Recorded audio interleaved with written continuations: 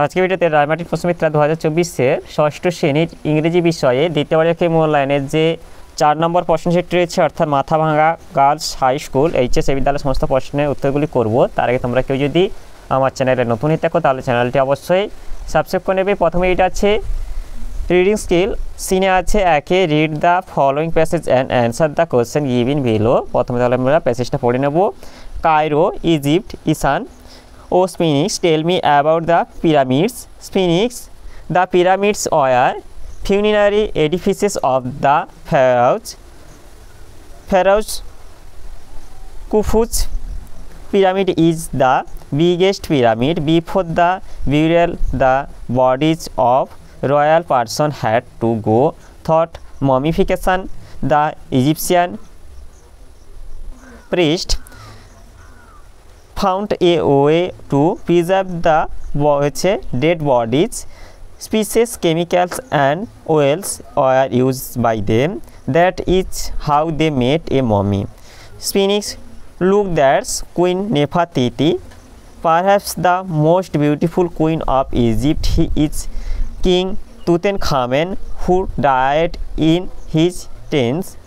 His body is preserved as a mummy. That's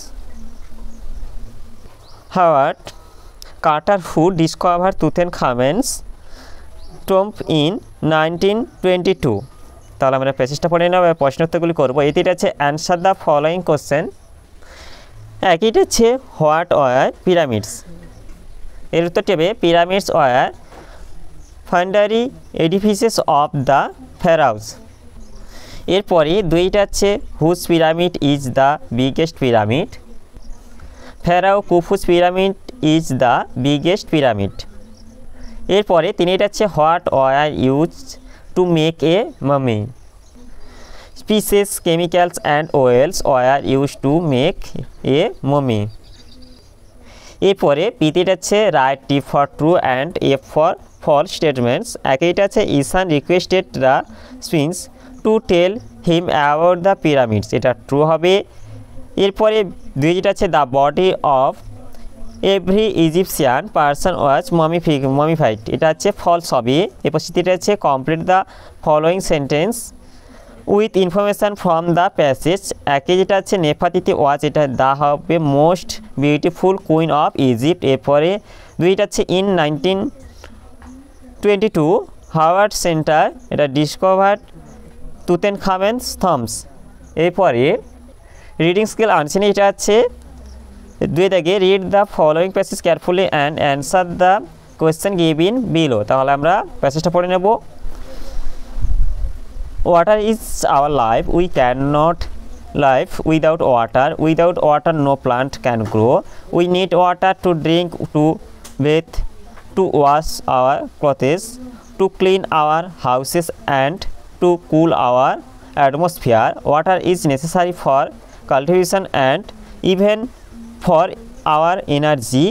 Today water is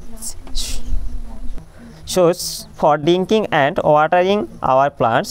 The water is ponds, rivers and even of seas is getting pulled day by day. So we need only clean and pure water. এটা আছে right T for true and F for false statements.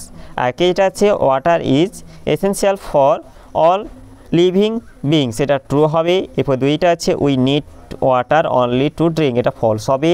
তিনে আছে water is necessary for our energy, এটা true হবে। এরপরে বিতেটা আছে fill in the blanks with information from the passage.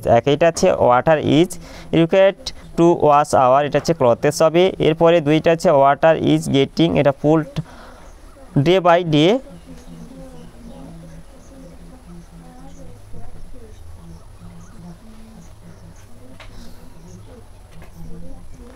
এরপরে গ্রামার অ্যান্ড ভোকাবুলারি যেটা হচ্ছে তিনে থাকে use the help box to fill in the blanks with suitable adverbs. The type of adverb you need to use in each indicated in the brackets. একইটা আছে the book is, এটা well হবে written. এরপরে দুইটা আছে I can not find my pet dog, এটা here হবে। এরপরে 3টা আছে ইউ শ্যাল, এটা শুন হবে CA ফ্লেম। এরপর 4টা আছে দ্য শোল্ডার্স ফট, এটা ব্রেভলি হবে। এরপরে 4 যেটা আছে fill in the blanks with suitable articles, এটা দা হবে। নীল ফ্লোজ থট ইজিপ্ট। এরপরে 2টা আছে আয়রন ইজ, এটা হবে ইউজফুল মেটাল। এরপর 3টা আছে I waited at the station for an hour হবে। এরপরে রাইটিং স্কিল যেটা আছে 5 থেকে imagine you meet a fairy in your dreams, write in about 60 words what gift you would have asked from her and why. এটি আমি তোমাদের কমিউনিটিতে post করে দেবো, তোমরা গিয়ে একটু দেখে নেবে। তাহলে আজকের ভিডিওতে আমরা ষষ্ঠ শ্রেণী ইংরেজি বিষয়ে যে 4 দাগে Mathabhanga girls high school HS এই বিদ্যালয়ের সমস্ত প্রশ্নের উত্তরগুলি শেষ করলাম।